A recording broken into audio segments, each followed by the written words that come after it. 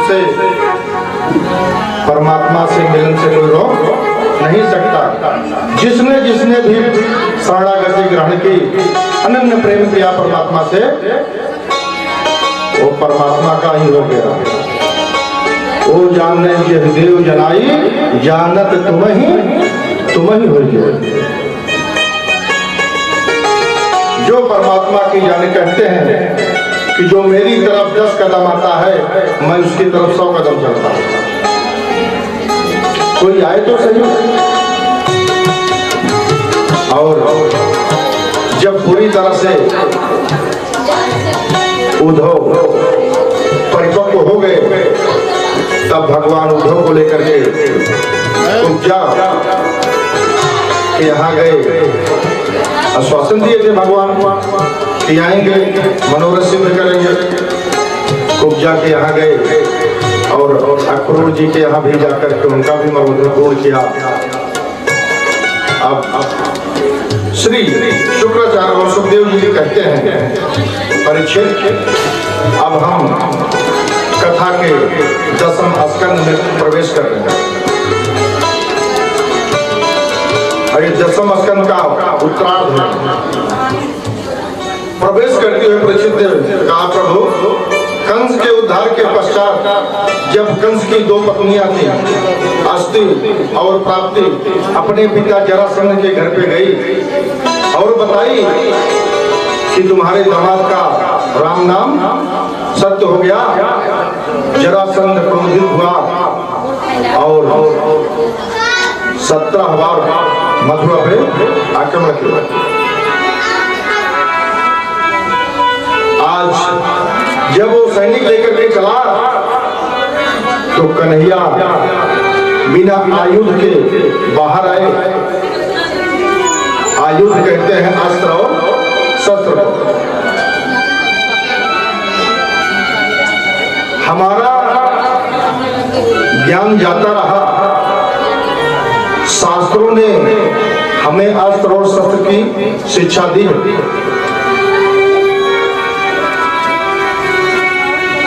ना जाने कौन आके पढ़ा गया कि कोई एक तमाचा मारे तो दूसरे के लिए गाल खड़ा कर।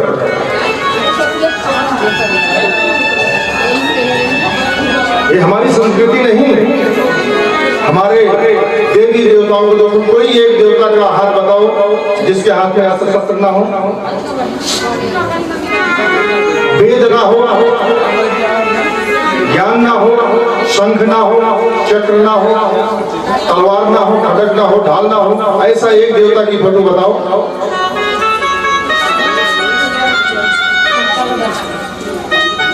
किसी ने एक संत से कहा कि आप लोग कहते हैं शास्त्र और शस्त्र साथ में लेके चलते हैं, तो शस्त्र तो दिखाई नहीं देता, शास्त्र ही दिखाई दे रहा है। संत ने कहा, तुम्हारी आंखें नहीं है, शस्त्र दिखाने वाली चीज है। आजकल पिस्टल का लाइसेंस भी लेते हैं तो पिस्टल जेब में रख के चलते हैं, ये दिखाने की चीज है। बोले फिर बोले छुपाने की चीज है। हमारे शास्त्रों में ही शस्त्र छिपा है। वो कैसे? कहीं जब ज्ञान की बात आती है तो हम उसको शास्त्र से समझाते हैं, हम उसे शास्त्र से समझाते हैं। और जब शस्त्र की बात आती है तो शास्त्र के बगल जो डंडा लगा हुआ है उसमें से एक डंडा खींच लेते हैं। जो शास्त्र के बगल 2 डंडा लगा है उसी से बस एक डंडा खींच लेते हैं। फिर शास्त्र क्या बन जाता है? शस्त्र बन जाता है।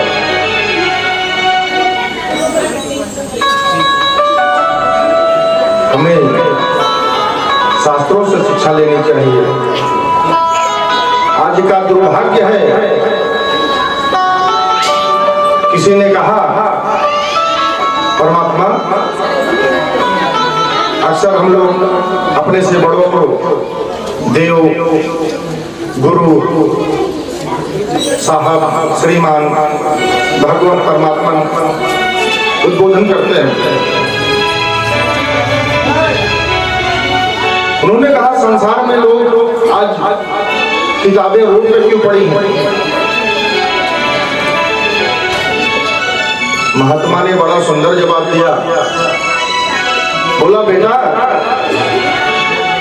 जब शास्त्र रोड पे, किताबें रोड पे पड़ी हो और जूते शोरूम में रखे हो तो समझ जाना चाहिए कि लोगों को जूतों की जरूरत है, शास्त्र की नहीं।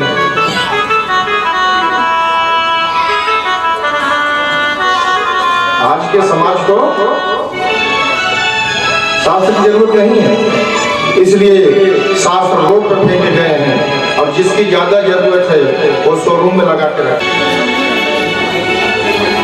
ढूंढते हुए जब मणि लेके भगवान ढूंढते ढूंढते ढूंढते ढूंढते जामवंत जी एक गुफा में रहते थे। वो मणि उनकी कन्या लड़की खेल रही थी।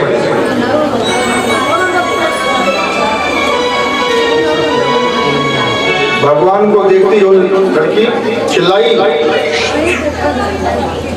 यहाँ 28 दिन तक भगवान से और जामवंत से द्वंद्व युद्ध चला। रामायण अवतार में जामवंत ने कहा कि अगर कोई मेरी बराबरी का पट्टा मिलता तो हम भी हाथ मिलाते, जरा 2-4 हाथ करते, मेरी बराबरी का कोई पट्टा मिला नहीं। भगवान ने भगवान तो सबका संकल्प सिद्ध करते हैं। आज 28 दिन के बाद जामवंत को उठा करके भगवान पटक दिए। जामवंत को अपना मौत दिखाई देने लगी तो अपने भगवान को याद किए, राम मेरी रक्षा करो। जब ही राम का नाम लिया तो जो बैठे थे वो राम ही दिखे, कृष्ण दिखे, उन्हीं में दोनों देखने लगे।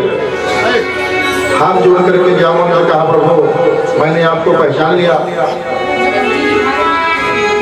और मेरी गलतियों को क्षमा करें, मेरी पुत्री जामवंती का वर्ण करें।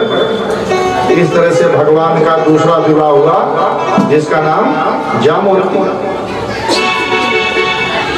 ला करके मणि सत्यजीत को दिए। सत्यजीत लज्जित हुए और भगवान से क्षमा याचना की। बोले ये मणि आप ले लो। भगवान ने कहा मैं मणि को नहीं लूंगा, मैं मणि नहीं लूंगा। फिर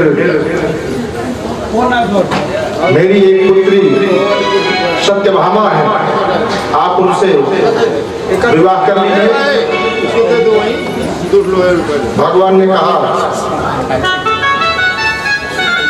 ठीक। आज सत्यभामा का विवाह भगवान से हुआ। ये भगवान की तीसरी पत्नी सत्यभामा। सामन अगर भादो मास में चंद्रमा दिखे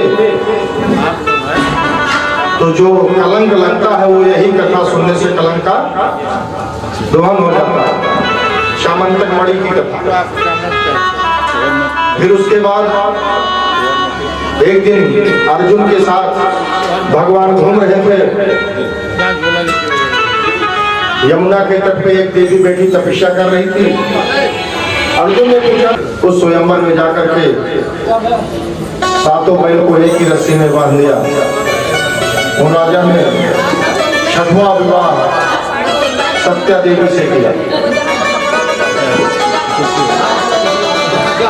7वां विवाह भगवान का भद्रा का विवाह द्वारकाधीश के साथ हुआ और मध्य देश की राजा की कन्या लक्ष्मणा का पारिग्रहण भी भगवान के साथ हुआ। ये भगवान का 8वां विवाह हुआ।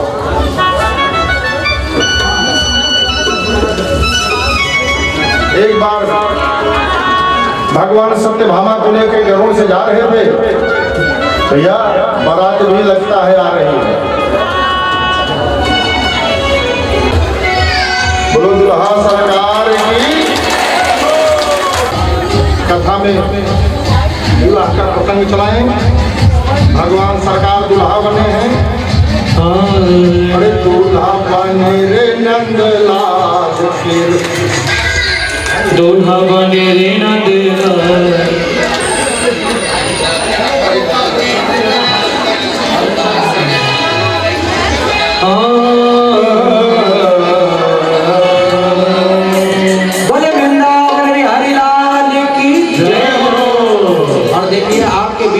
बारात आ रही है, बारात आ रही है। जो जो बराती हैं स्वागत के लिए तैयार हो जाएं। आइए हम लोग स्वागत गीत गाएं। आज मेरे शाम की शादी है, आज मेरे शाम की शादी है। देखिए जो जहाँ बैठा है बैठ के आनंद लीजिए, आपके सामने समझ आएगा। कैसे? आज मेरे शाम की शादी है, आज मेरे शाम की शादी है। शाम की शादी है, मेरे घर शाम की शादी है। ओ शाम की शादी है, मेरे घर शाम की शादी है। आज मेरे शाम की शादी है, आज मेरे शाम की शादी है। ऐसा लगता है सारे संसार की शादी है। आज मेरे शाम की शादी है, आज मेरे शाम की शादी है। ओ शाम की शादी है, मेरे घर शाम की शादी है। ओ शाम की शादी है, मेरे घर शाम की शादी है। आज मेरे शाम की शादी है, आज मेरे शाम की शादी है।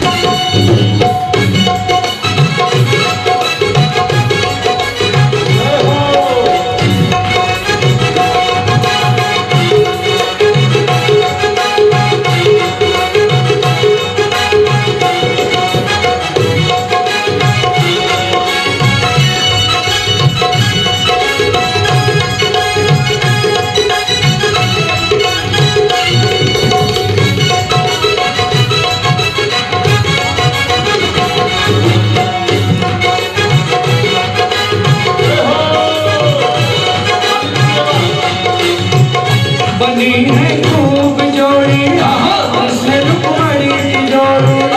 बनी है खूब जोड़ी कृष्ण रुक्मणी की जोड़ी। उसी से नाचे हैं मिला सजनी को साजन। उसी से नाचे हैं मिला सजनी को साजन।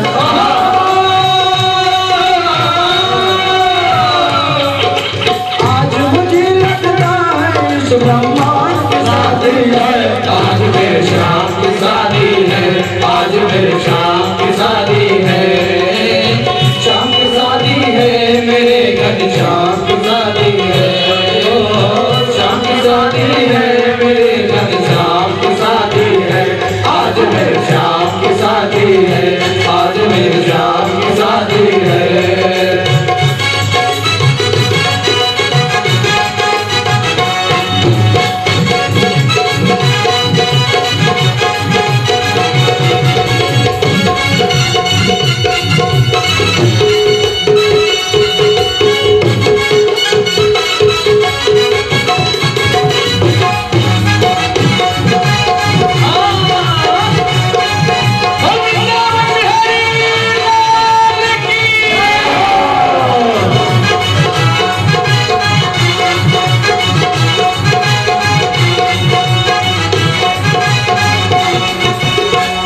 रुक्मणी यूं मुस्काए मुझे गाना मिल जाए। रुक्मणी यूं मुस्काए मुझे गाना मिल जाए। हरिओम मां सस्ती न इंद्रो बृहस्पति सस्ती न आपो गाव्यसमेता सस्ती न सार्वजो मालिष्यदेवी सस्ती न